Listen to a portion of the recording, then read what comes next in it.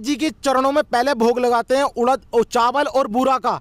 पहली चीज तो इससे सिद्ध होता है कि वहां पर शास्त्र विरुद्ध साधना के साथ ही साथ अन्न का सबसे ज्यादा अपमान होता है, क्योंकि परमात्मा अपनी सूक्ष्म वेद की वाणी में बताते हैं अंजल साहिब रूप है। आप उस साहिब का उस धाम पे अपमान कर रहे हैं, तो आप उस धाम से, वहां के भगवानों से आप ये चाहते हैं कि वो आपको मोक्ष दे देंगे। पहली चीज तो मैं आपसे बताना चाहूंगा, ना तो अभी हनुमान जी का मोक्ष हुआ है, ना प्रेतराज जी का मोक्ष हुआ है। आपकी सारी पूजा विधि शास्त्रों के विरुद्ध है मान्यवर। जो आप पूजा पाठ कर रहे हैं, सारी भूत पूजा कर रहे हैं, इससे आपका मोक्ष नहीं होगा मान्यवर। आपके मानने या ना मानने से फर्क नहीं पड़ता, क्योंकि हमारे सभी धर्मशास्त्र बता रहे हैं। जैसे मैं आपको एक प्रमाण देना चाहूंगा, श्रीमद् गीता में अध्याय नंबर 18 के श्लोक नंबर 62 में भगवान बता रहे हैं, हे अर्जुन तू उस पूर्ण परमेश्वर की शरण में जा, जिसकी शरण में जाने के बाद तुझे सर्व सुख और परम शांति मिलेगी। मैं आपको बताना चाहूंगा, हमारे धर्मशास्त्र कुछ और बता रहे हैं और आप जो साधना कर रहे हैं वो व्यर्थ है, इससे आपका मोक्ष संभव नहीं है। तो दर्शकों, यहाँ पर संत रामपाल महाराज जी के अनुयायियों ने शास्त्रों से ये प्रमाणित करके बताया है कि जो भूत पूजा है वो व्यर्थ की साधना है। अब आप लोग क्या बताएंगे? अरे ये कैसी बातें कर रहे हैं। मैं तो खुद बालाजी की गद्दी पे बैठता हूँ और मेरे को वहाँ जो शक्ति आती है, वहाँ भूतों से परेशान लोग आते हैं, मैं उन सबके भूतों को दूर करता हूँ। और ये कैसी बातें कर रहे हैं। जय बजरंगबली।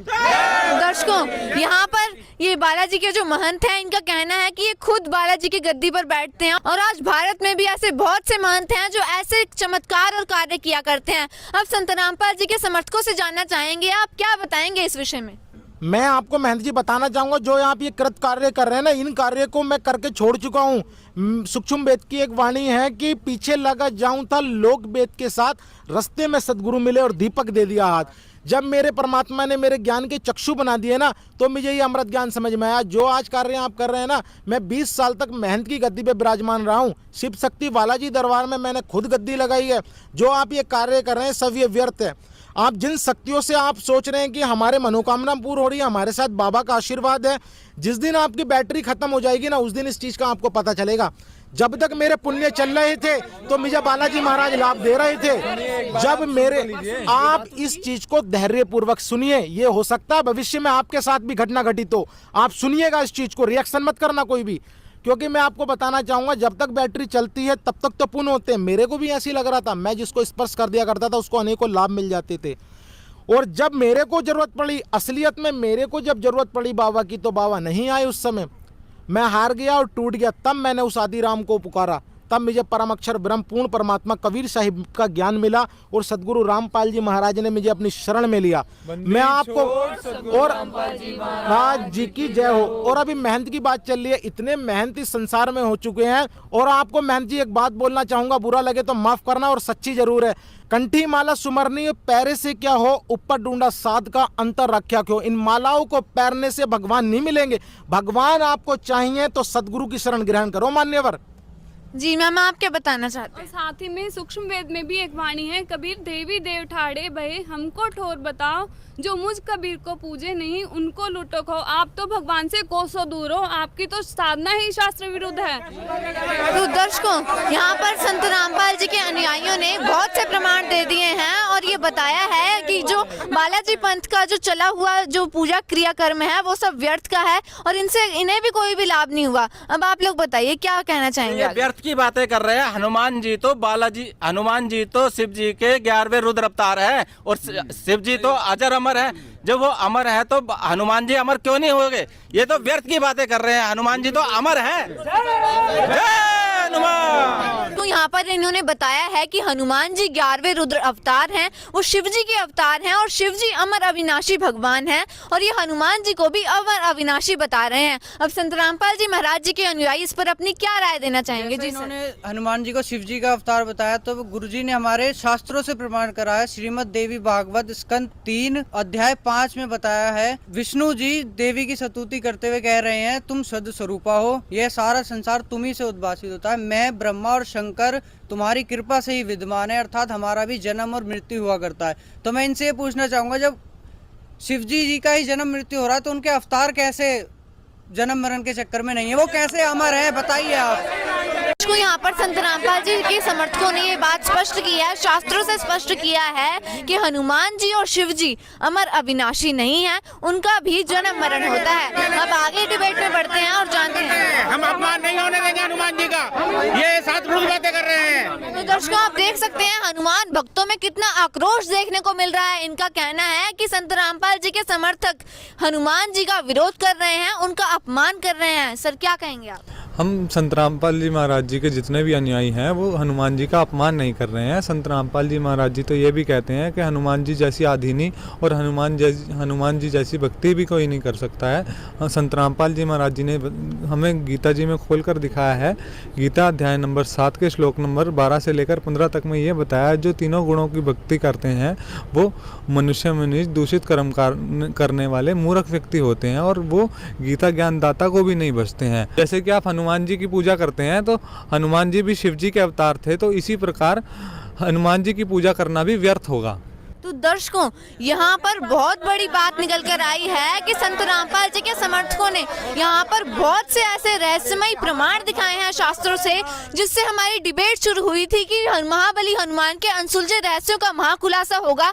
तो यहाँ पर शास्त्रों के आधार पर बहुत से महाखुलासे भी हो चुके हैं। शास्त्रों में से बहुत सी नई नई बातें यहाँ पर आज आपको भी नई नई सुनने को मिली होंगी। तो आपसे भी अनुरोध करेंगे कि आप शास्त्रों से भी मिलान करेंगे, क्या वाकई में शास्त्रों में ऐसा लिखा है, क्या जो इन्होंने रहस्यमयी बातें बताई हैं वो सही भी है या नहीं। अब आगे बढ़ते हैं और जानते हैं क्या प्रश्न है आपका। हनुमान जी संकट मोचनहार है, महाबली हैं, बजरंग बली हैं, वे सबके संकट हार हरते हैं। ये कैसी कैसी बातें बता रहे हैं उनके बारे में। दर्शकों, यहाँ पर अगला सवाल निकल कर आया है। इन्होंने कहा है हनुमान जी संकट मोचन है, उन्हें संकट मोचन कहा जाता है, वे लोगों के संकट दूर कर सकते हैं। अब संत रामपाल जी के अनुयायियों से जानना चाहेंगे क्या वास्तव में हनुमान जी संकट मोचन है। जी सर, आप बताइए। नहीं, वास्तव में हनुमान जी संकट मोचन नहीं थे। हमारे पूजनीय गुरुदेव संत रामपाल जी महाराज जी ने हमें प्रमाणित किया है। सारकांड अध्याय है, उस सारकांड में एक प्रकरण आता है कि जब हनुमान जी लंका दहन करने के बाद सीता जी का कंगन लेकर आ रहे थे, तो वो कंगन एक वानर चुरा कर ले गया और वानर उस कंगन को मुनिंद्र ऋषि की कुटिया पर ले गया। वहाँ उनसे वो कुटिया में वो कंगन नहीं ढूंढा गया। अब वहाँ पर मुनिंद्र ऋषियों ने मिले और उन्होंने बताया कि इस कंगन में से तुझे जो भी कंगन ठीक लगता है वो ले जा, सब के सब एक जैसे है। वहाँ पर उन्होंने पूछा कि सारे कंगन एक जैसे कैसे है, तो हनुमान जी वहाँ पर दुविधा में पड़ जाते हैं। तब मुनिंद्र ऋषियों ने बताते हैं कि तेरे जैसे वानर प्रत्येक युग में यहाँ आते हैं, हर त्रेता युग में, और ये कंगन लेके जाते हैं। तो इस प्रकार हम देखते हैं कि खुद हनुमान जी संकट मोचन नहीं है, वो खुद संकट में पड़ गए, खुद दुविधा में। इसी प्रकार हमारे गुरुदेव जी ने और आगे प्रमाणित किया है, पवित्र सामवेद, वेद तो हिंदू धर्म के सबसे पवित्र ग्रंथ है। पवित्र सामवेद में लिखा हुआ है, संख्या नंबर 822 स्पष्ट किया है, वहाँ पर लिखा हुआ है कि कबीर परमात्मा ही अपने भक्तों को 3 मंत्रों का नाम देकर जन्म और मरण से रहित करता है। वहाँ पर स्पष्ट कबीर निर्भयति लिखा है। वह कबीर परमात्मा ही है जो 3 मंत्रों का जाप देकर अपने भक्तों को मुक्त करता है, आनंद देता है, और यदि किसी की आयु भी कम रहती तो उसकी आयु भी बढ़ा देता है। तो इस प्रकार ये सिद्ध होता है कि कबीर परमात्मा ही पूर्ण मोक्षदायक है, संकट मोचन है। यह वेद मंत्र है, वेद को मानना पड़ेगा, वेद हिंदू धर्म की सबसे। तो अब आप क्या बताएंगे सर? अरे हनुमान जी के गुरु तो सूर्य देव थे और हनुमान जी राम जी की भक्ति करते थे। मुनिंदर जी कब से हनुमान जी के गुरु हो गए? हनुमान जी में तो इतनी शक्ति थी कि उन्होंने उनके पत्थर पर राम लिखने से ही वो पत्थर समुद्र में तैर गए थे। ये कैसी बातें कर रहे हैं ये? जी हाँ दर्शकों, ये बहुत बड़ी धारणा भी है समाज में कि हनुमान जी राम जी के परम भक्त थे, उनके राम राम लिखने से ही समुद्र में पत्थर तैर गए थे। अब आप लोग क्या बताएंगे इस विषय में? जी बताइए सर। जैसे अभी हमारे भाई ने बताया, इतने सारे प्रमाण दिए, ये आपको मानना पड़ेगा। ऐसी बहुत सारे प्रमाण हम आपको दे सकते हैं। हमारे गुरुजी बताते हैं पंचम वेद के अंदर ये प्रकरण आता है कि हनुमान जी को मुनिंदर ऋषि जी मिले थे। मैं आपको बताना चाहूँगा, जैसे अभी हमारे भाई ने बताया कि ऐसे प्रमाण, कई सारे प्रमाण हैं, क्योंकि ये सभी धर्मशास्त्रों में प्रमाणित हैं। हमारे गुरुजी ने बताया है, ये पंचम वेद के अंदर भी एक जिक्र आता है, पंचम वेद में भी मुनिंदर ऋषि जी का जिक्र है। आपको पता होगा कि हनुमान जी जब राजा राम जी का तिलक हो गया, अयोध्या के अंदर राजा राम जी आ गए, जब माँ सीता सभी को उपहार भेंट कर रही थी, उसी बीच माँ सीता ने हनुमान जी को एक माला भेंट की थी। हनुमान जी ने वो माला ली और उसमें देखा कि माला को वो बैठ के तोड़ने लगे, उसके अंदर मोतियों में देखने लगे कि मेरे राम तो नहीं है इसके अंदर। ये दृश्य देखकर सीता जी उनसे पूछती हैं कि ये वानर क्या हरकत कर रहा है, इतनी महंगी बहुमूल्य माला को ये तोड़ रहा है। तब उन्होंने कहा कि तू रहा वानर का वानर। इस चीज़ को देखकर हनुमान जी ने जब ये चीज़ सुनी तो उन्हें बहुत बुरा लगा और इस चीज़ से उनका दिल आहत हुआ और वह वन की ओर चले गए। उसी वन में एक ऋषि उन्हें मिले थे जो मुनिंदर ऋषि थे। वही मुनिंदर जो पूर्ण परमात्मा थे, क्योंकि भगवान चारों युगों में आते हैं।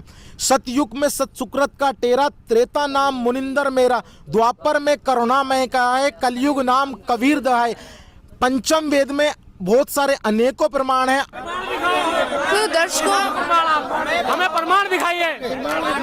दर्शकों इनका कहना है कि इन्हें साक्षात प्रमाण देखने हैं कि ऐसा शास्त्रों में कहाँ पर लिखा है कि हनुमान जी को मुनिंदर ऋषि जी मिले थे। तो सर हम आपसे जानना चाहेंगे कि आप हमें, हमारे पास शास्त्र विद्यमान है, आप शास्त्रों में ही दिखाइए कि ऐसा कहाँ पर लिखा है। तो दर्शकों एक बार फिर पवित्र शास्त्रों के आधार पर महा खुलासा होने जा रहा है।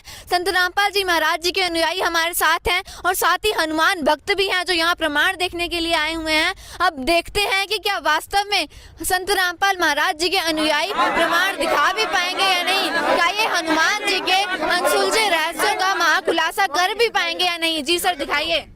प्रमाण दिखाइए। ये पंचम वेद है, कबीर सागर, संपूर्ण 11 भाग। इसके अंदर हनुमान बोध आता है एक प्रकरण। ये देखिए हनुमान बोध, इसकी ये वाणी आप देखिए। कहे कबीर सुनो धर्मनी आई, त्रेता युग हम हनुमंत चिताई। त्रेता युग में आए थे मुनिंदर ऋषि जी, त्रेता युग में आए थे, हनुमंत को चिताए थे। सेतु बंद रामेश्वर हम गऊ, तवहाँ पहुँच हम मुनिंदर कहू। त्रेता युग में सेतु जो बना था वो मुनिंदर भगवान की कृपा से बना था। ये प्रमाण आपको पंचम वेद सूक्ष्म वेद में मिल जाएगा। आपको आगे एक और प्रमाण दिखाते हैं जो हमारे सदगुरु रामपाल जी महाराज जी ने हमें बताया है। यहाँ देखिए चौपाई है, हनुमान जी कह रहे हैं कि समरथ को स्थान अब मुँह को दहु बताए, कौन जगत में वह रहत है सो मुनि कहू समझाए। हनुमान जी खुद कह रहे हैं मुनिंदर ऋषि जी, वो समरथ कौन से लोक में रहता। अब मुनि जी मुझे बता दो, अधीन होके पूछ रहे हैं। आगे मुनि जी बता रहे हैं, आप देखिएगा। हमारे सदगुरु रामपाल जी महाराज जी ने ये हमें बताया है। ओहो स्वामी में सब विधि जानी, तुम ही समरथ तुम ही ज्ञानी। वहाँ देखो हनुमान जी खुद कह रहे हैं, हनुमान वचन है, हनुमान जी वहाँ स्वीकार कर रहे हैं कि आप ही समरथ हैं, आप ही ज्ञानी है। आगे बता रहे हैं दर्शन दे मुनिंदर तुम मोको किया सनात, भो सागर से ले चलो केस पकड़ गई हाथ। हनुमान जी आधीन है लीनो सहज को पान, जब मुनिंदर शिष्य किया दे समरथ का ज्ञान। देखिए साक्षात प्रमाण है, हनुमान जी को पान परवाना दिया मुनिंदर ऋषि जी ने। मुनिंदर ऋषि जी ने हनुमान जी को दीक्षा दी और हनुमान जी उनके गुरु हुए। आगे एक और प्रमाण है, आप देखिएगा। अभी आपने बोला था कि रामचंद्र जी की भक्ति करते थे, रामचंद्र जी की भक्ति नहीं करते थे मान्यवर। हमारे सदगुरु रामपाल जी महाराज जी ने हमें बताया है, आप देखिए इस पंचम वेद में। हनुमत कहे साहिब सुनो तुम हो दीन दयाल, तुम समान रघुपति नहीं काटे यम के जाल। एक बार पुनः सुनिएगा आप इस चीज को। हनुमत कहे साहिब सुनो तुम हो दीन दयाल, तुम समान रघुपति नहीं काटे यम को जाल। रघुपति भी नहीं थे उस पूर्ण परमात्मा कबीर साहिब के सामने। ये देखिए ये पूर्ण परमात्मा कबीर साहिब की महिमा है। ये पंचम वेद है, प्रत्यक्ष को प्रमाण आप देख सकते हैं। ये हमारे सदगुरु रामपाल जी महाराज जी ने हमें सारे धर्म शास्त्रों में से प्रमाणित करके बताया है कि संत रामपाल जी महाराज ने वो पूर्ण परमात्मा कोई और है। देखिए हमारे पूजनीय गुरुदेव संत रामपाल जी महाराज जी ने हमें पवित्र रामचरितमानस से भी प्रमाण दिया है। देखिएगा ये गीता श्री रामचरितमानस टीकाकार हनुमंत प्रसाद पोद्दार जी। देखिएगा ये गीता प्रेस गोरखपुर से प्रकाशित है। ये इनके फ़ोन नंबर और ये फैक्स।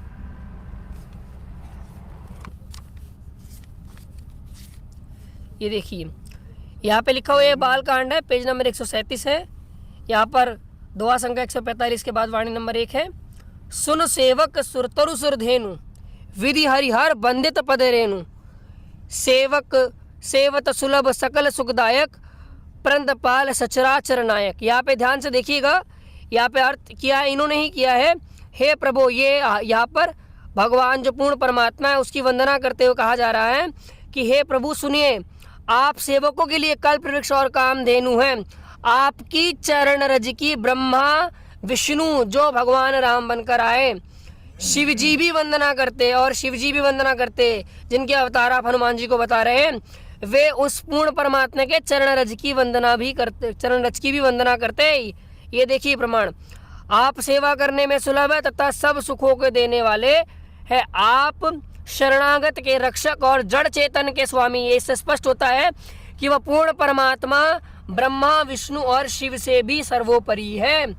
ऐसे एक और प्रमाण देखिए आप यहाँ पर, पेज नंबर 136 है, वाणी नंबर 3, नेति नेति जय वेद निरूपा निजानंद निरूपादि अनूपा शंभु विरनच विष्णु भगवान उपजयिता जासु अंश ते नाना। यहाँ पे ध्यान से देखिए, ये इन्होंने ही अर्थ किया है, जिन्हें वेद नेति नेति यानी यह भी नहीं और यह भी नहीं कहकर निरूपण करते हैं, जो आनंद स्वरूप है, उपाधि रहित है और अनुपम है, एवं उनके जिनके अंशों से अनेकों शिव, ध्यान से देखिए, जिनके रूप आप बता रहे हैं हनुमान जी को, शिव ब्रह्मा और विष्णु भगवान यानी कि राम जी प्रकट होते हैं। इससे ये स्पष्ट होता है कि वो पूर्ण परमात्मा वो इन सभी देवताओं का जनक है। ये शिव ब्रह्मा और विष्णु उसी परमात्मा के अंश हैं। तो इससे स्पष्ट होता है कि भगवान ब्रह्मा विष्णु और शंकर से भी सर्वोपरि कोई देवता है, और वह राम या हनुमान जी से भी परे कोई देवता जिनकी भक्ति ये भी करते हैं। तो इससे स्पष्ट हो जाता है कि इन तीनों से परे कोई देवता है जो कि भक्ति योग्य है। अब आप ही बताइए कि वो पूज्य देवता है कौन, आखिर उसका नाम क्या है और हनुमान जी से उनका क्या रिलेशन है, आप इसको थोड़ा स्पष्ट तरीके से बताइए। हमारे पूजनीय गुरुदेव जी ने हमें बताया है कि वह पूर्ण परमात्मा जिसका वर्णन आदि राम के रूप में रामचरितमानस में किया गया है, वेदों में किया गया है, वह पूर्ण परमात्मा कबीर साहब है, जिन्होंने 600 वर्ष पहले काशी में जुलाहे की भूमिका की थी, और वह परमात्मा त्रेता युग में मुनिंद्र नाम से लीला कर रहा था और वही हनुमान जी के गुरु के रूप में आए थे। वास्तव में पूर्ण परमात्मा ही ज्ञान प्रदान करने वाला यानी विद्या का प्रदाता है, लेकिन वह परमात्मा कौन है, यह आपके दिमाग में सवाल उठ रहा होगा। तो इसका जवाब भी हमारे पवित्र सदग्रंथों में ही है। श्रीमद् भागवत गीता अध्याय 15 श्लोक 4, अध्याय 18 श्लोक 64, अध्याय 15 श्लोक 17 में गीता ज्ञानदाता ने कहा है, उत्तम पुरुष तो गीता अध्याय 15 श्लोक 16 में बताए गए उपरोक्त दोनों प्रभुओं क्षर पुरुष तथा अक्षर पुरुष से अन्य ही है, जो तीनों लोकों में प्रवेश करके सबका धारण पोषण करता है एवं अविनाशी परमेश्वर परमात्मा इस प्रकार कहा गया। उसी की मैं शरण में हूं और वही मेरा पूज्य देव है, जिसे गीता अध्याय 8 श्लोक 3 में परम अक्षर ब्रह्म कहा गया है, जिसे वेदों में कबीरदेव कहा गया है तथा आदरणीय संत गरीबदास जी ने उन्हें अपनी स्थानीय भाषा में कबीर कहा है।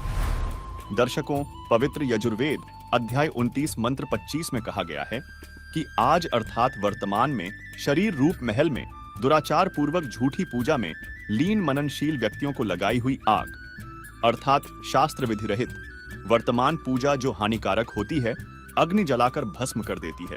ऐसे साधक का जीवन शास्त्र विरुद्ध साधना नष्ट कर देती है। उसके स्थान पर देवताओं के देवता पूर्ण परमात्मा सतपुरुष की वास्तविक पूजा है। दयालु जीव का वास्तविक साथी पूर्ण परमात्मा के स्वस्थ ज्ञान अर्थात यथार्थ भक्ति को संदेशवाहक रूप में लेकर आने वाला तथा बोध कराने वाला आप कबीर देव अर्थात कबीर परमेश्वर है।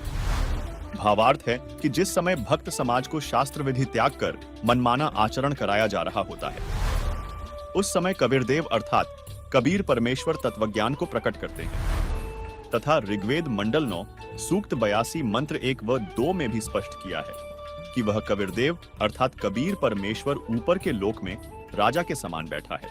वहां से बिजली की गति से चलकर आता है और दृढ़ भक्तों को तत्वज्ञान का उपदेश करता है।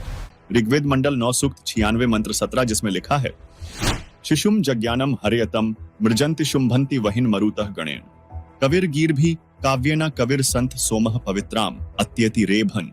अनुवाद, पूर्ण परमात्मा मनुष्य के विलक्षण बच्चे के रूप में जानबूझकर प्रकट होता है तथा अपने तत्वज्ञान को उस समय निर्मलता के साथ उच्चारण करता है। प्रभु प्राप्ति की लगी विरह अग्नि वाले भक्त समूह के लिए कविताओं द्वारा कवित्व से अत्यधिक निर्मलता के साथ कबीर वाणी अर्थात कबीर वाणी द्वारा ऊंचे स्वर से संबोधन करके बोलता हुआ वर्णन करता वह अमर पुरुष अर्थात सतपुरुष ही संत अर्थात ऋषि रूप में स्वयं कबीरदेव ही होता है। परंतु उस परमात्मा को न पहचान कर कवि कहने लग जाते हैं, परंतु वह पूर्ण परमात्मा ही होता है। उसका वास्तविक नाम कबीरदेव है। यही प्रमाण ऋग्वेद मंडल 9 सूक्त 94 मंत्र 1 में है, जिसका भावार्थ है कि जो सर्वशक्तिमान परमेश्वर है वह कवियन व्रजम न अर्थात कवियों की तरह आचरण करता हुआ पृथ्वी पर विचरण करता है। उसी परमेश्वर के विषय में ऋग्वेद मंडल 9 सूक्त 94 मंत्र 3 में कहा गया है कि जो परमात्मा कवियों की भूमिका करके सत्य भक्ति भाव को परिपूर्ण रूप से प्रदान करता है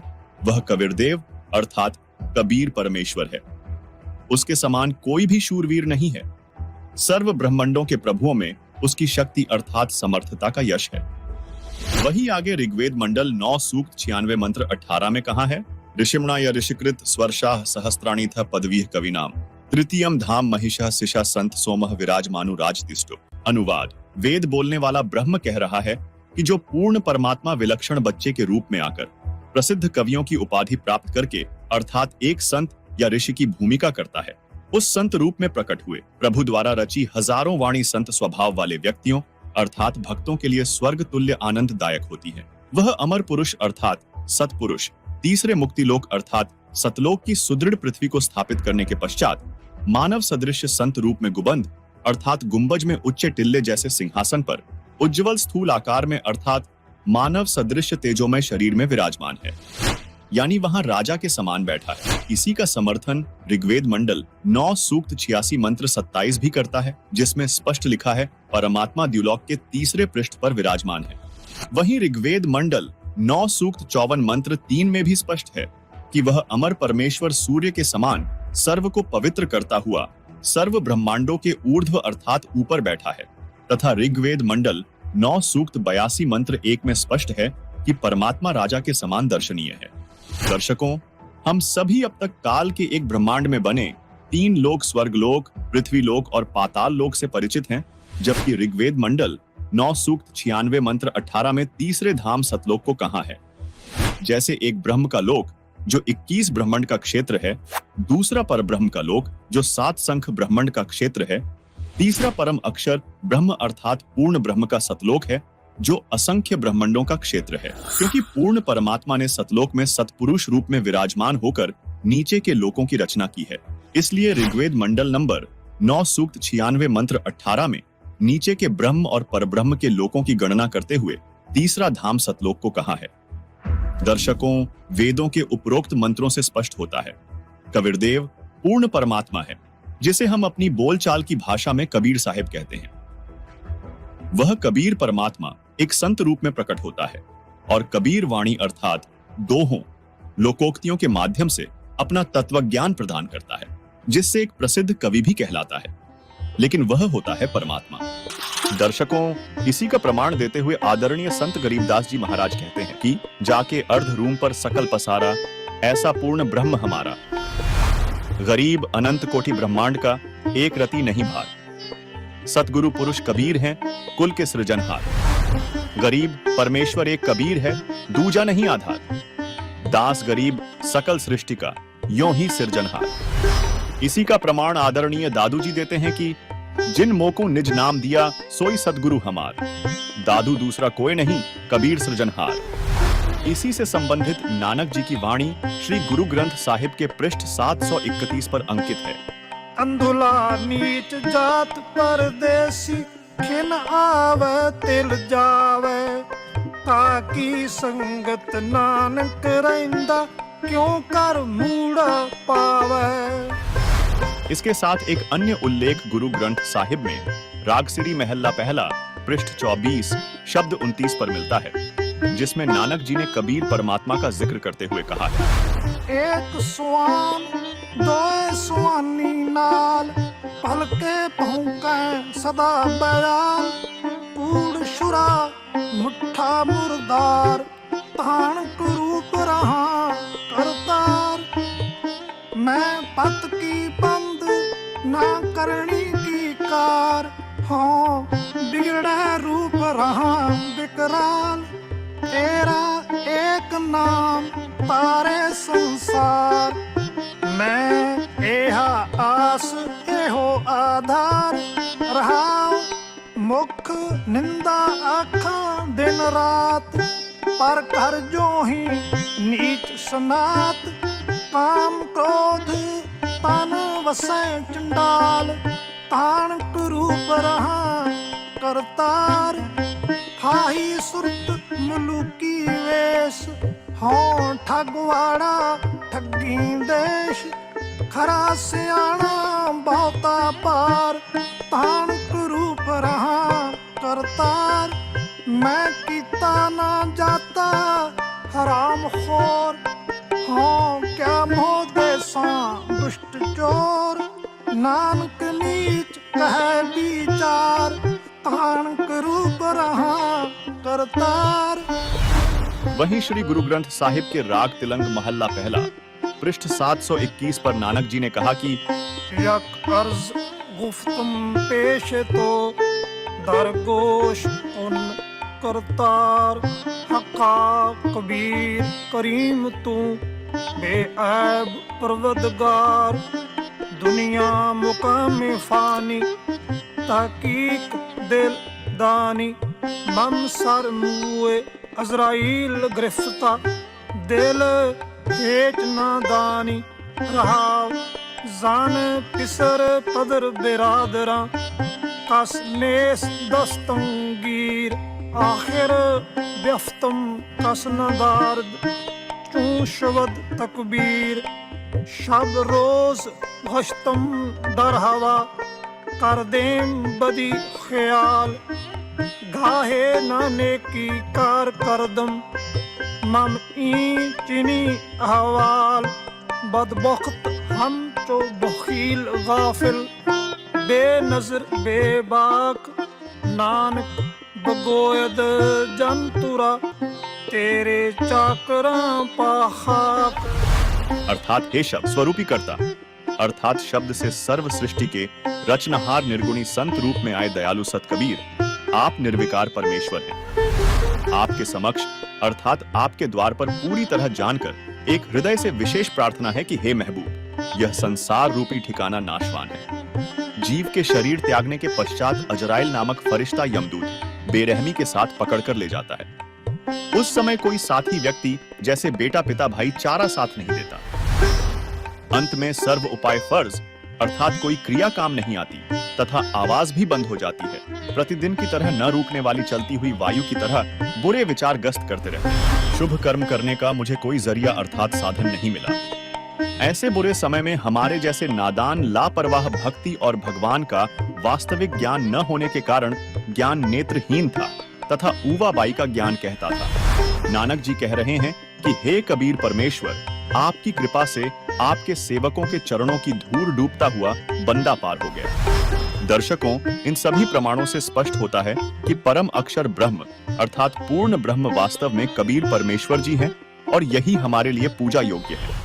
को यहाँ पर संत रामपाल महाराज के अनुयायियों ने पवित्र शास्त्रों से ऐसे अद्भुत रहस्यमय प्रमाण दिखाए हैं तो शायद आपने भी पहले कभी नहीं सुने होंगे। और साथ ही जैसा कि हमारे इस प्रोग्राम की शुरुआत हुई थी कि महाबली हनुमान के अनसुलझे रहस्यों का महाखुलासा होगा, तो वो महाखुलासा यहाँ पर हो चुका है। अब हम आपसे जानना चाहेंगे कि जो साक्षात प्रमाण आपने यहाँ देखे हैं रामचरितमानस के, वो देखकर आप क्या कहना चाहेंगे, आपका क्या रिव्यू है? हम इनसे एग्री नहीं है। हम अपने जो घर में वेद शास्त्र पढ़े हैं हम उनसे जाकर मिलान करेंगे तभी हम कुछ निर्णय लेंगे। हम इनसे एग्री नहीं है जी। और इन्होंने तो हमें शंका में डाल दिया। हमने आज तक ये नहीं पढ़ा कि हनुमान जी ने अपनी भक्ति करने के लिए मना किया है। अब हम अपने घर जाएंगे और अपने ग्रंथों से ये प्रमाण मिलाएंगे तब हम विचार करेंगे। ये पता नहीं कहाँ से लाएंगे। जी हाँ दर्शकों, आपसे भी अनुरोध करेंगे कि आप भी घर जाके अवश्य क्रॉस चेक करें कि जो संत रामपाल महाराज के अनुयायियों ने अद्भुत प्रमाण दिखाए हैं वो वाकई में पवित्र शास्त्रों से मिलान होते हैं भी या नहीं। जैसा कि महाबली हनुमान के भक्तों ने कहा है कि ये क्रॉस चेक करेंगे, तो आपसे भी अनुरोध है कि आप भी क्रॉस चेक करें, क्योंकि क्योंकि ऐसे न्यूज़ का यही उद्देश्य रहा है। सच जो आप जानना चाहते हैं तो आपसे भी अनुरोध है कि आप भी पवित्र शास्त्रों से अवश्य मिलान करें, क्योंकि अध्यात्म के मार्ग में शास्त्र ही वो शस्त्र हैं जो सही और गलत का निर्णय कर सकते हैं। क्योंकि आज के इस विशेष प्रोग्राम में महाबली हनुमान के अनसुलझे रहस्यों का महाखुलासा हुआ है। ऐसे अद्भुत रहस्यमय प्रमाणों का महाखुलासा हुआ है जो आज तक, जिससे पूरा मानव समाज अनभिज्ञ था, जो आज तक मानव समाज के सामने नहीं आ पाए थे। आपने भी अवश्य नहीं सुना होगा कि हनुमान जी अपनी पूजा करने के लिए मना कर रहे हैं, लेकिन संत रामपाल महाराज के अनुयायियों ने रामचरितमानस में प्रमाण देकर बताया है कि हनुमान जी स्वयं कह रहे हैं, प्रात ले जो नाम हमारा तादिन ते ही न मिले आहारा। यानी कितना बड़ा प्रमाण हमारे सामने आया है। हनुमान जी की भक्ति पर कितना बड़ा प्रश्नवाचक चिन्ह यहाँ पर खड़ा होता है, और वो भी खुद से नहीं बल्कि पवित्र शास्त्रों से ही ये प्रमाण निकल कर आया है। अद्भुत रहस्यमय प्रमाण आज हमने आपके सामने पेशकश किया है इस विशेष कार्यक्रम में। तो आज का इस विशेष कार्यक्रम में आपसे अनुरोध करेंगे कि आपकी जो भी राय है वो आप हमें कमेंट बॉक्स में दें। ऐसे न्यूज़ की इस खास पेशकश में बस इतना ही। वीडियो तक अंत तक बने रहने के लिए आपका बहुत बहुत धन्यवाद।